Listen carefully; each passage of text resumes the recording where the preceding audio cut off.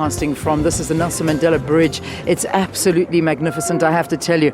Albeit a little bit dirty this morning because so many people, in fact, I think around about 1,000 people spent the night here on the bridge, all in the hope of making a few people's lives a lot better. In fact, a lot of people's lives better. Now, the CEO of Sleepout is actually not a South African invention or initiative only. This was actually founded by an Australian. I know South Africa. It upsets us too that we didn't do this, but we're doing a good job as South Africans, I believe, raising possibly more money than any other country in this initiative. But I'm standing with the founder of the initiative, Bernie Fayon. It's so good to have you here on the program, and welcome to South Africa. Thanks very much, Leanne. It's great to be here for my first CEO Sleepout in South Africa. Fantastic. And of course, joining us as well is Adam Craker. He, of course, is the CEO of, I'm going to make you turn, with your onesie, IQ Business, with your big onesie. I heard you saying on stage you wanted to look like an astronaut, but they made you look like a big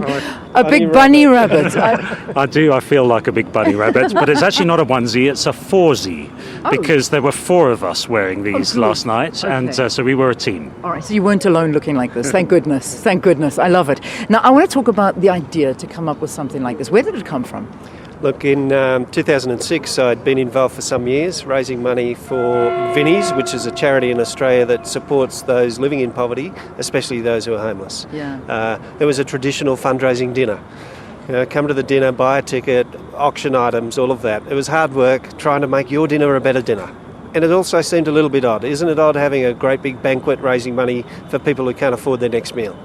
So it was in that space that, with my children, in fact, doing sleepouts at their school already, so the student sleepouts in Australia inspired the CEO Sleepout. Wow. I mean, is it true that South Africa is one of the biggest money spinners when it comes to this event? Look, for this event, absolutely. So Ali Gregg has pulled together a team of people here, looked at the model, looked at how it works in Australia, and it became very successful after about year 4 and went national in year 5 in Australia. It's been adopted in other countries, but Ali has put together a professional team to just take it to great heights right from year 1 last year. Yeah. Now, you obviously come in with your organisation where you have a look at the money that was raised last year and the money that's raised this year, the effect that it's had and the difference it's made. And this, I think, is what South Africans need to hear, because there's been a lot of criticism about this and we can't ignore that. But let's look at last year. How was the impact last year?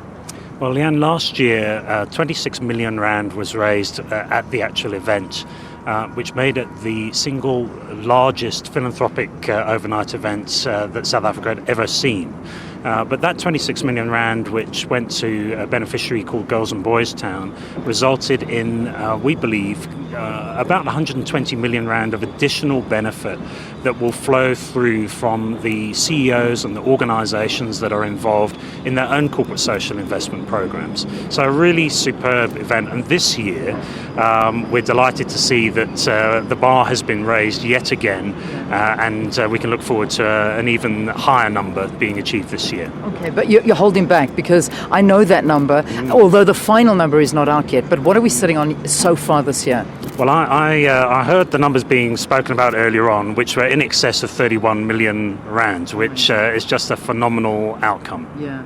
I mean, it is an amazing outcome. And people sit and talk about it, and they sit at home and they sit and they tweet and talk about the fact that, what's this big deal of people sleeping on a bridge? It's like a glamorous sleep out. But it's not about that. It's about experiencing something you never would experience before. And at the same time, it is raising money. You're paying to be here, and that money is doing good. People sort of lose that. They lose the understanding in it. Yeah, that's right. And as we're listening to that, I'm thinking about, well, maybe one of the critics have a better idea. Yeah. So we should listen to the critics. And there's some elements of truth in what they say. But people who've been here overnight, and anyone who's experienced a CEO Sleepout over the last 11 events in Sydney, for example, it changes the way people think. And that's the key thing. It's not about one night. We can't solve every problem in one night. Yeah. but we are influencing leaders who are out there running businesses, and I think many of them will be more compassionate in their own businesses, in their own families, and in their own communities. Yeah, I think you've got a point there, and we thank you so much, Bernie. Thank you very much, Adam, as well. Looking forward to hearing where all this money is going to and the beneficiaries as well. In fact, we're going to be speaking to one of the beneficiaries a bit later on in the program. And I can tell you, I mean, what you said about changing you, it's changed me. I didn't spend the whole night here on the bridge. I actually went out into the city. I went to some of the schools that were participating, and I went to the homeless on the streets, and I spent some time there, and I really got to understand how, funnily enough, how appreciative they are that we are actually experiencing their life for one night. Couldn't understand their appreciation. I'm still battling with it, but the reality is they were appreciative, and that blew my mind. But it's 7 o'clock here on this Friday morning in South Africa. Thank you so much for tuning in, and it's time now to get your top news bulletin. So let's take you back to the Auckland Park studio. Palesa, what's our top story?